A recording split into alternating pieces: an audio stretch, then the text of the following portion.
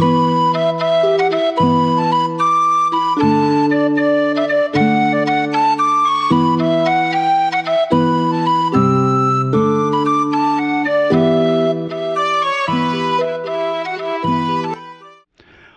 to Highland Waves, a podcast originating from Marshbrook Studios, located beside the world-renowned Margaree River in Cape Breton, Nova Scotia, Canada.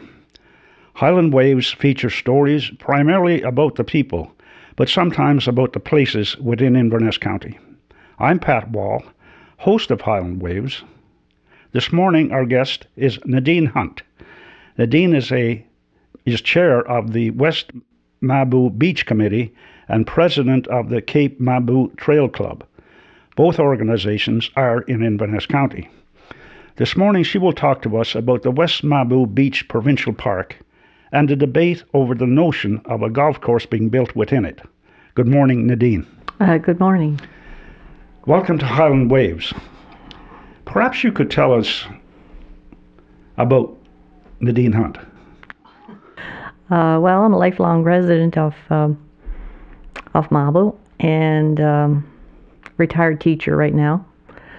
And just, I enjoy living there. I enjoy the quality of life there. And I'm sort of committed to doing my best to make sure that the things that we love so much about living in that area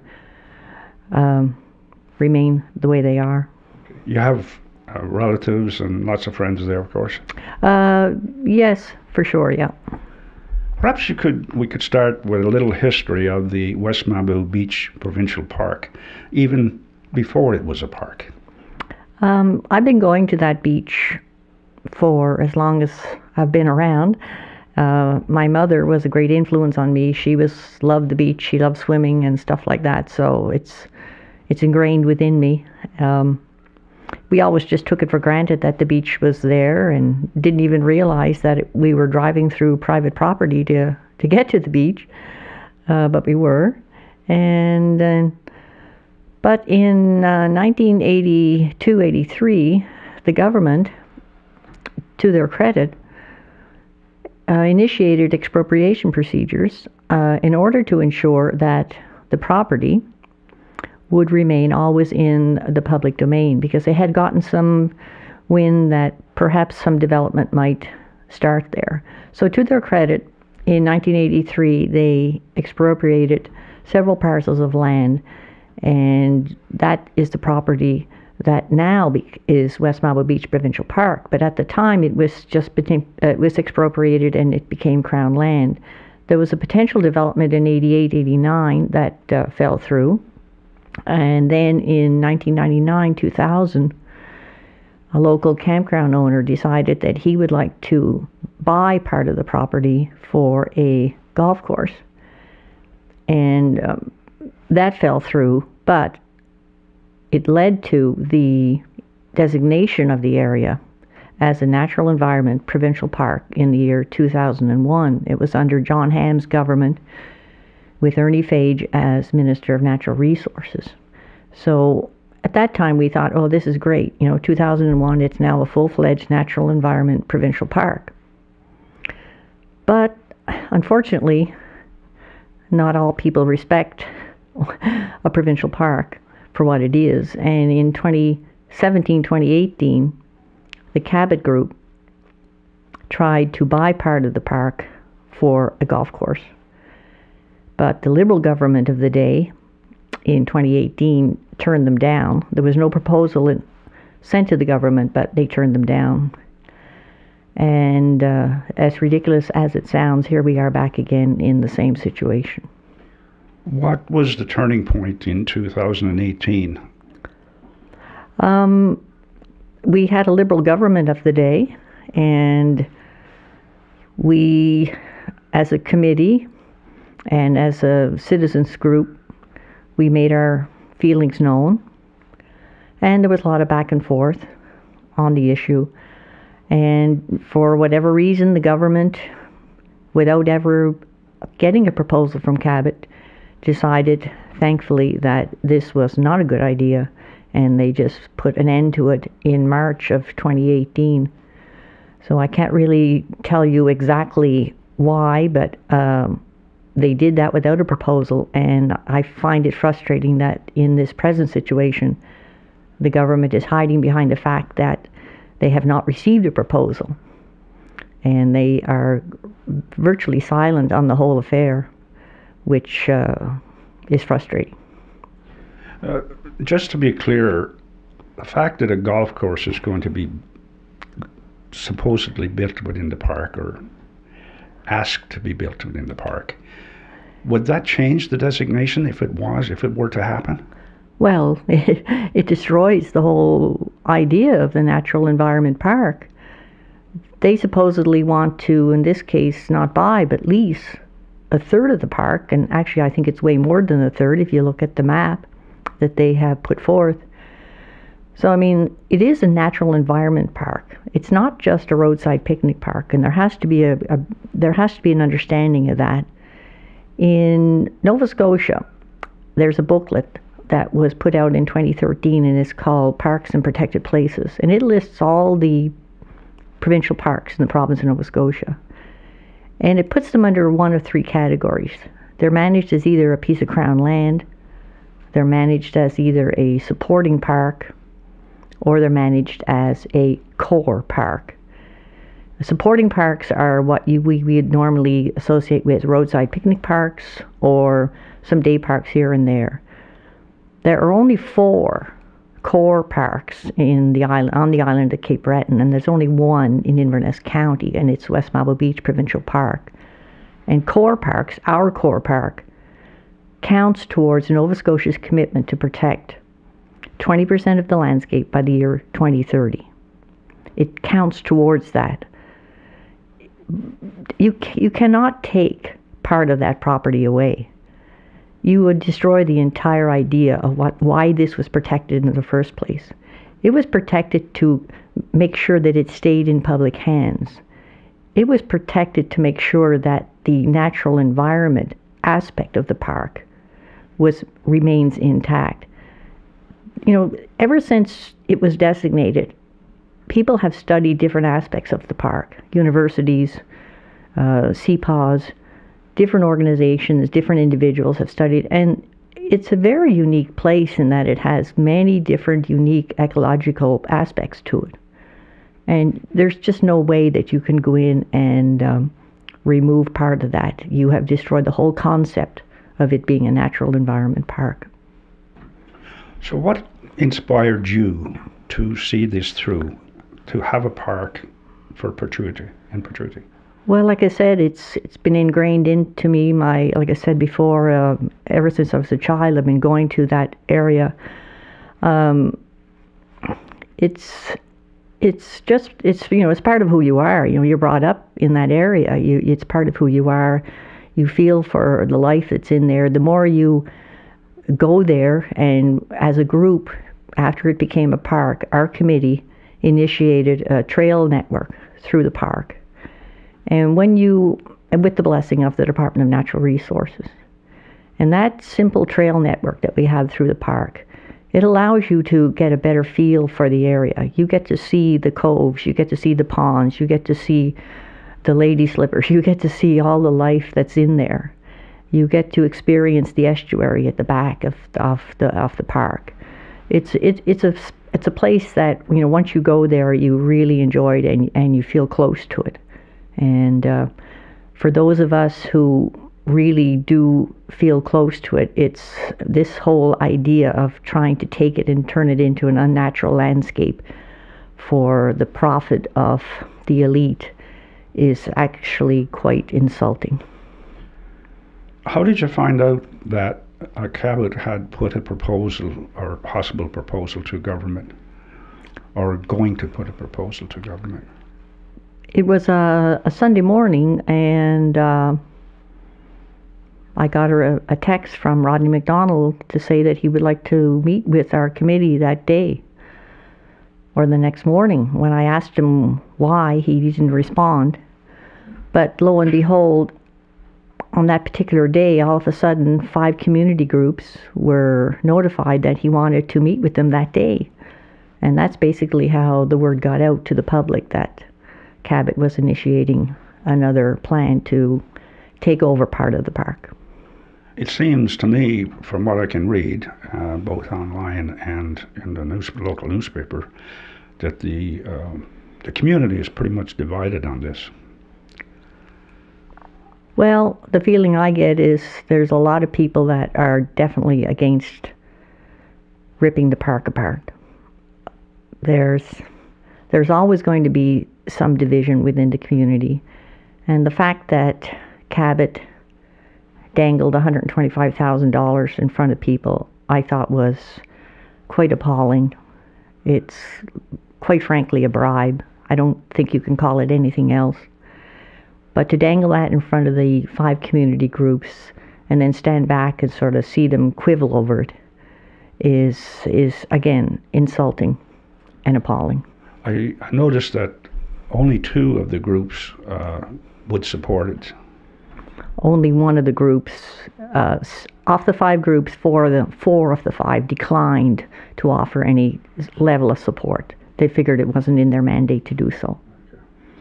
Well, from what I can read, there's, on the one side there's jobs and the economy, and there is some mention in there about, enjoying the park itself. And on the other side is definitely the environment, the ecology, the rare species. Both seem to me to have a different idea of what is best for the area. Your side definitely are on the side of the environment, ecology, etc. And people are writing in and saying, well, I wish we could have more jobs here. This course is going to provide jobs so that my children can stay here and live here, bring their families up here. Well, how do you respond to that? Oh, very easily, actually. In the news almost every week we hear of restaurants on Cape Breton Island that are either closing permanently or reducing their hours, reducing their days, because they can't find workers. We are hiring signs are up virtually in every business that you see around.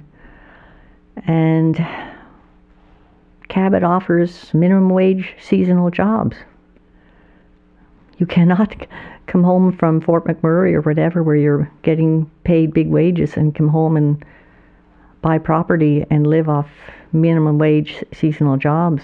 You just can't do that if you can even find workers. So that argument has no validity at all, to be quite honest. I mean, surely we've moved beyond that kind of economy. We need long-term sustainable jobs. And with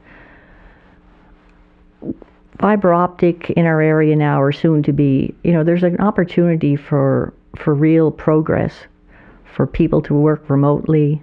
This is not the kind of vision that we should have for our area, that you want seasonal, low-paying jobs for your people. You want sustainable, good-paying jobs in areas that are really needed. So that jobs argument really has no validity at all. It has been said that a lot of the jobs in Cape Breton, in this part of Western Cape Breton, are seasonal, like the fishery, the forestry, etc. So that is really no different, is it? Oh, well, yes, it is.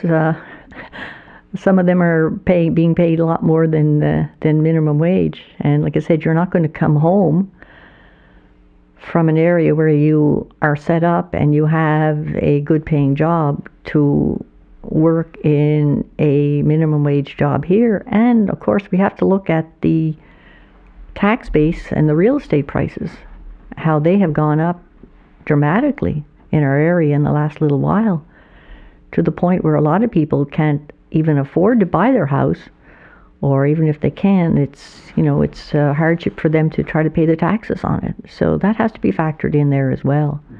And like I said, is that the kind of economy, or is that the kind of lifestyle that we want for our people? That basically living hand to mouth? No, we want people to have more sustainable lives.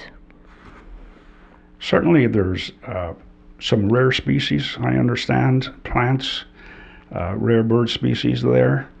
And doing a little research, I've seen that Cabot belongs to this Audubon co-op sanctuary initiative that has criteria in place for the development and the maintenance of golf courses. Have you read that? I'm sure you have. Yes, I have, and I'm not terribly impressed with it, to be quite honest. That is a golf industry initiative. It has nothing to do with the Audubon Society as we think as Audubon is.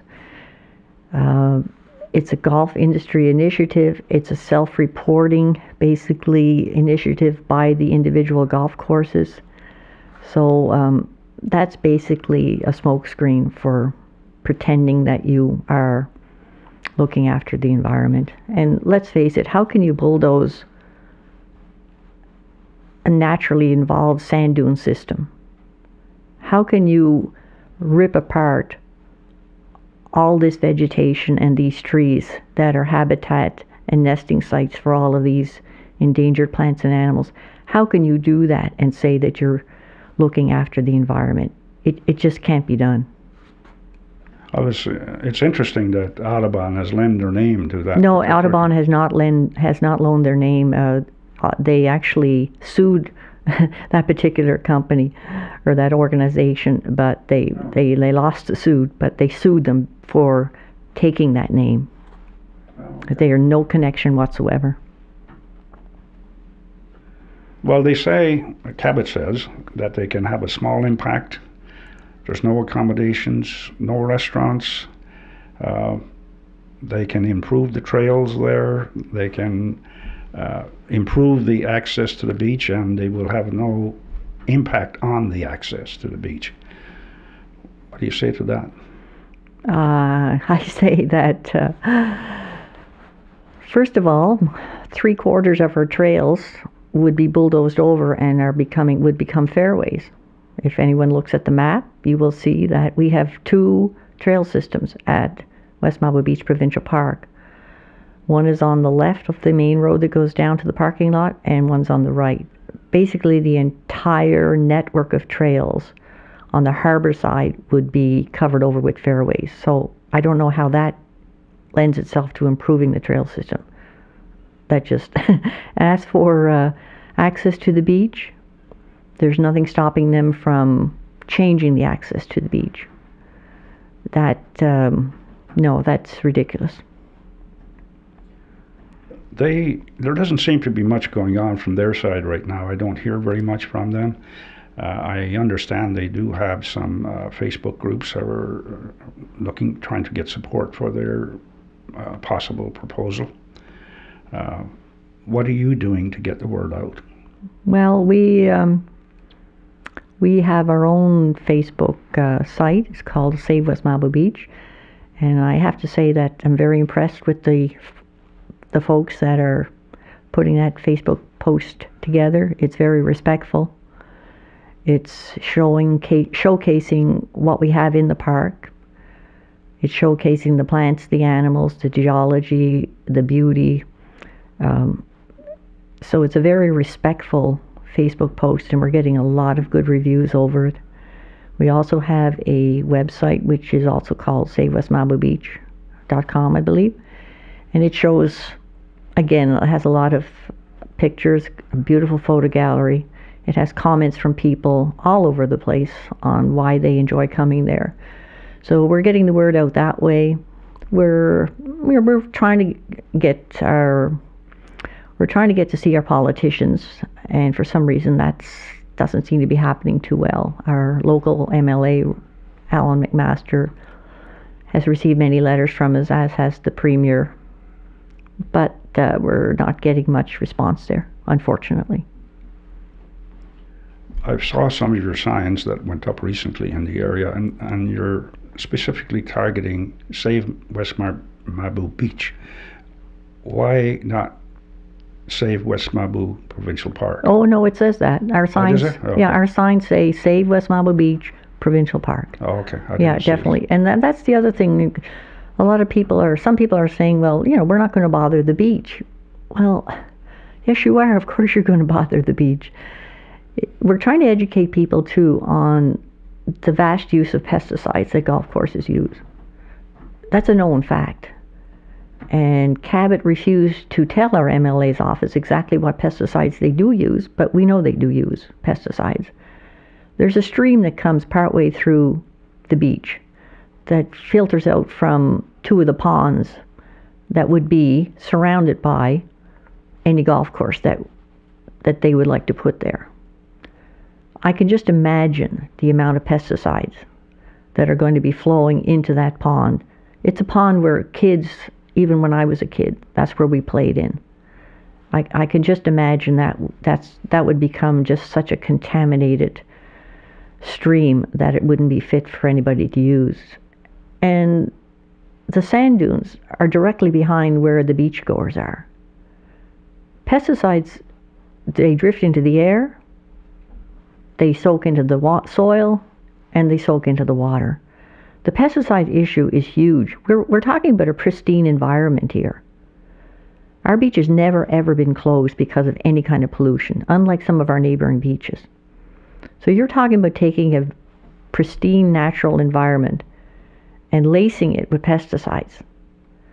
And like I said, those pesticides are going to drift. With the wind, offshore, onshore winds that you get at a beach, they're going to drift not just onto the beachgoers, but they're going to drift across the harbor. They're going to soak into the soil. They're going to soak into be part of the water table, into the drinking water. There's an aquaculture lease right directly behind the beach in this very productive estuary.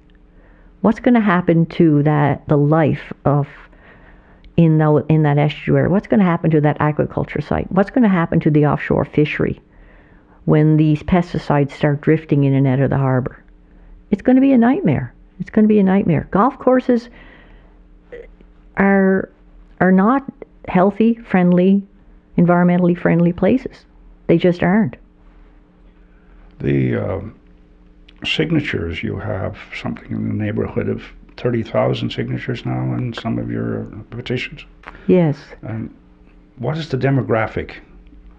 Do you know what the age groups are? No, we don't really know the demographics of that. It's but we're very, very pleased with this online petition. 30,000 plus people. We hit the 30,000 just last week, and that's in less than 6 months. So, but this issue too is much more than a MABOU issue. It's much more than an Inverness County issue. Provincial parks belong to everybody in the province of Nova Scotia. And we get visitors to that park from all over. We also get people who see the injustice of this. And these are the people that I'm sure are taking the time to sign that petition and to lend their support to us.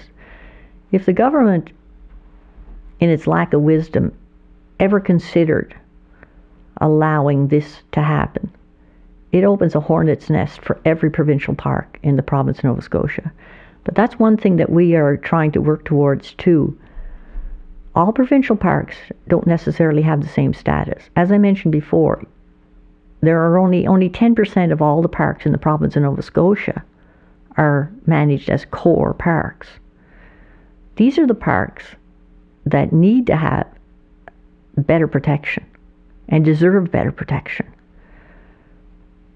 A roadside picnic park is one thing, but these full-fledged natural environment parks are another story altogether, and they must have more protection. And they belong, like I said, to everybody in the province of Nova Scotia. And should the government allow something like this to happen, it's basically a developer's dream come true. You can just see every park in the province of Nova Scotia will be on edge because a developer might come in and consider doing the same thing. When Owl's Head became a provincial park, obtained that status when the Tim Houston government came into power, they gave it that status. Those people in Owl's Head, we all rejoiced over that. So did we in 2001 when West MABOU Beach Provincial Park became a natural environment provincial park. But that doesn't say anything. That doesn't make any park safe. And that's ridiculous. Protect means protect means protect. as I said, you have over 30,000 signatures, and that is over twice the population of Inverness County. So obviously, you're getting support from outside. Yes. For sure. You said also that the politicians don't seem to be responding. Is that a surprise for you, or did that happen before in 2018? In 2018, Alan McMaster was in opposition. So I guess it's easier to be in opposition, isn't it, than to be in power. But it's very discouraging to know that he is not making much of an attempt, any attempt actually at this point, to listen to our views. I mean, I know he's getting an awful lot of letters. I know he's getting a lot of phone calls, as is the Premier, as is the Minister of Natural Resources. And I'm pretty sure they know the feeling of the people. But they're, like I said before, they're hiding behind the fact that no proposal has yet to be put forth. But they are our elected politicians. They need to hear us, and they need to see us. At the end of the day, when both sides' information goes to government, and government makes the decision, and in this case, if they made the decision on a proposal to let the golf course go ahead, what then? Well, there'd be a tremendous amount of opposition, I think, province-wide. We wouldn't let that go. And I don't think the people of the province of Nova Scotia would let that go, because as I said before, every provincial park in the province is then up for grabs. And I don't think the people in all the different areas in Nova Scotia would put up with that. Before we sign off here, is there anything else you would like to say?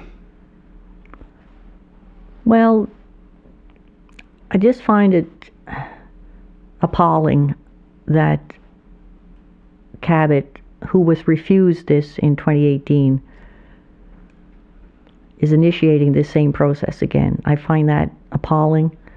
To me, that shows a lack of respect to the people, to the environment, and indeed to the government and to the whole provincial park system. That to me is a telling point of Cabot. It shows a tremendous lack of respect, and it's an insult to the people that they should be engaged in this. Well, I guess we'll end it there. And I want to thank you and on behalf of your group for coming out here to talk to us this morning and tell our listeners what's happening.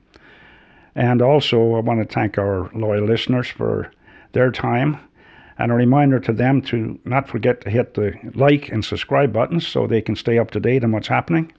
And remember, what isn't tried won't work. So long for now, Pat.